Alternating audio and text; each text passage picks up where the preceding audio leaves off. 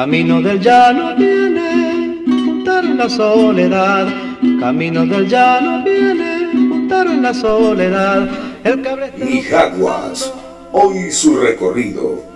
A tan solo 10 kilómetros de distancia de la población de Ciudad Bolivia, se encuentra ubicada la Sultana de los Mijaos o Mijas, según el legado indígena en los años de su asiento.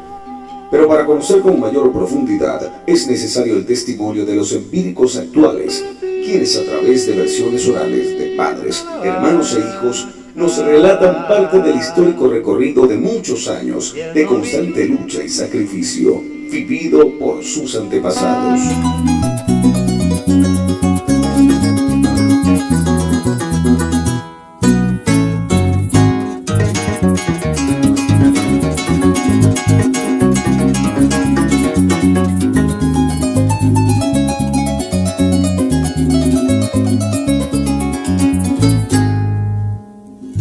De la señora Jerónima Gualdón de Molina,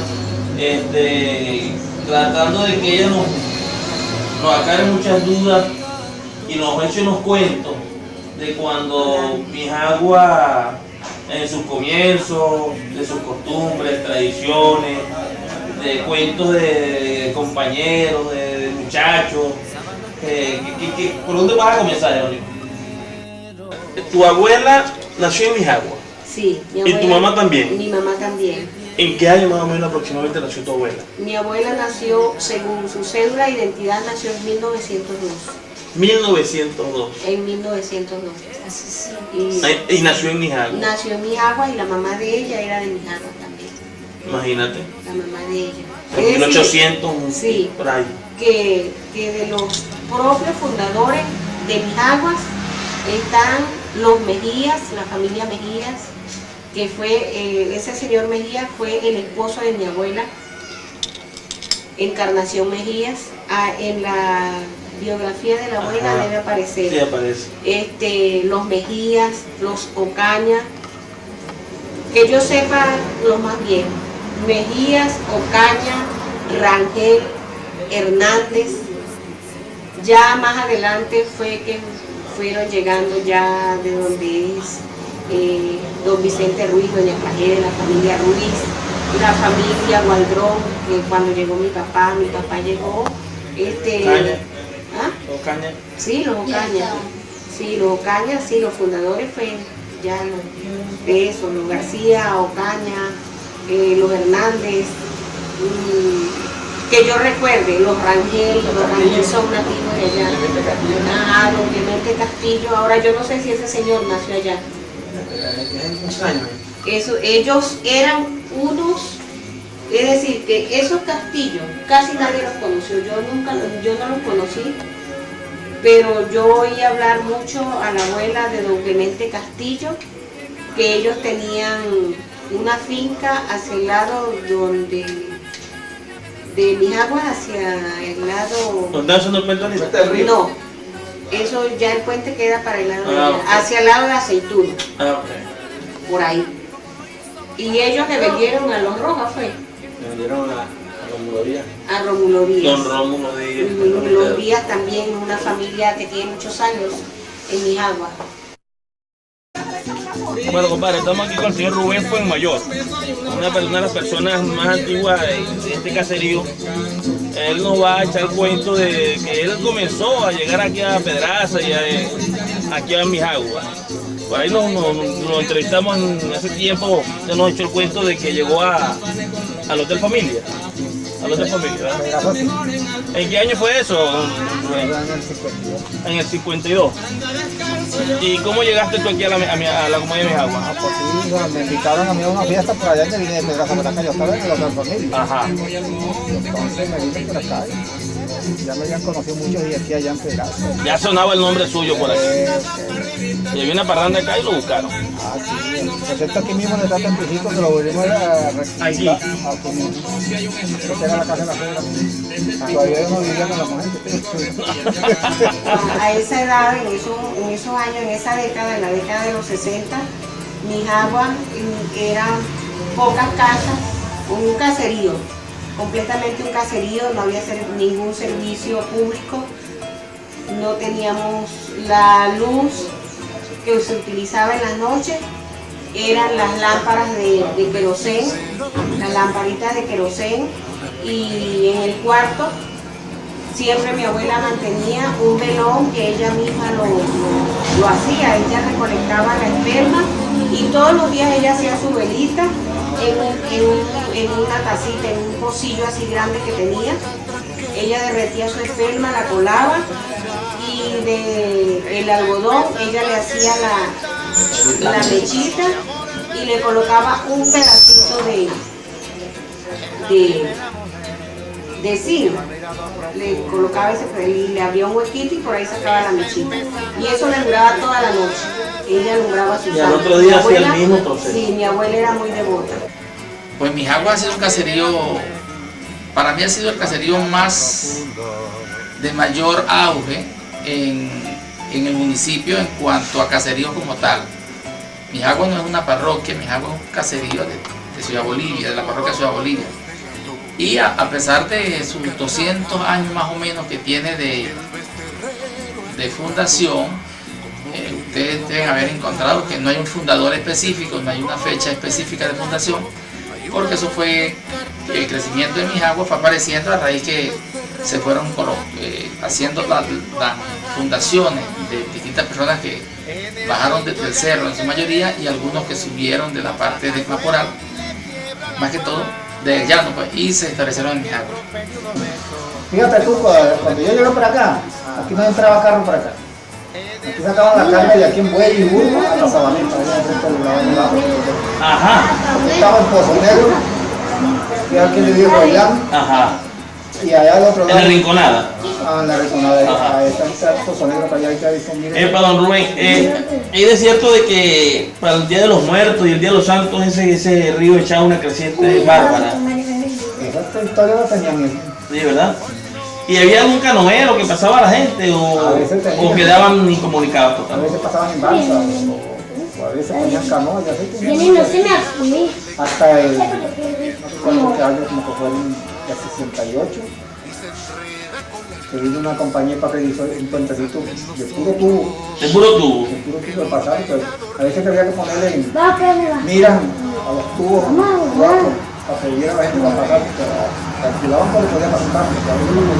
En la parte de Sabaneta, cuando uno pasa antes de llegar a Ticoporo, vamos a ubicarnos antes de llegar a Ajá. Ticoporo, cuenta mi abuela que estaba el puerto de Zumba, y ese puerto de Zumba era utilizado para transportar no solo son rubros que se producían aquí en la zona, aquí en Pedraza, sino que parte del estado Barinas, de otras comunidades, lo traían para acá porque era más fácil el acceso para traerlos de allá para acá que llevarlos atravesando tantos ríos y tantas quebradas que... Era más fácil llevarlo por el río que llevarlo a la casa. Sí, esa era la forma como comercializaban. Prácticamente era un trueque.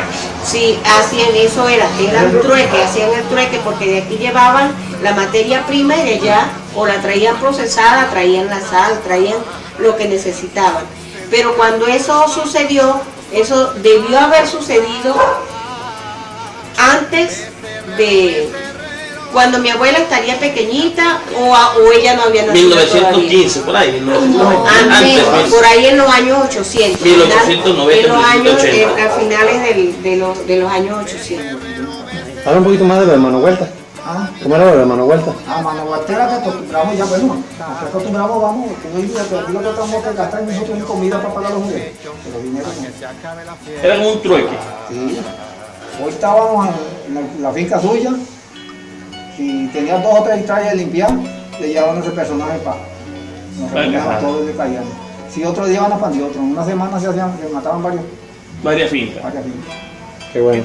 O sea, los obreros todos se reunían y iban en finca en Todo, finca y y iban. gastábamos, lo único que gastábamos era la comida, ¿Y la comida la hacían en la casa que iban a trabajar? a la casa del dueño. Exacto. Ese ponía la comida ese día. Y ese ponía la comida. Qué bueno. Lo que tocaba era el gasto.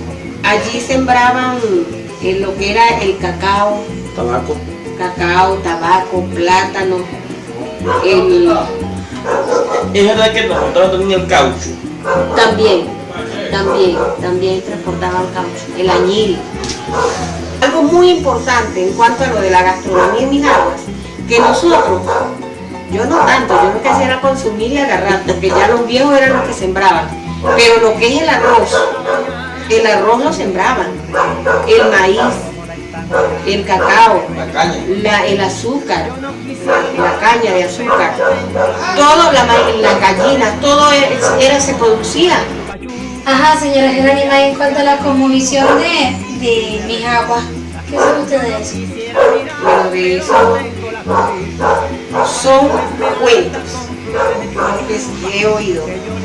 Solamente uno sí he oído. Oí la sayona, no la vi porque eso dicen que esos espantos no se ven. También se decía que en un cañito que había ahí, por ahí era un camino real, un caminito una carretera pues, comunicaba a Mijaguas con Pedraza, llegando a la casa de los García, de Miguel García,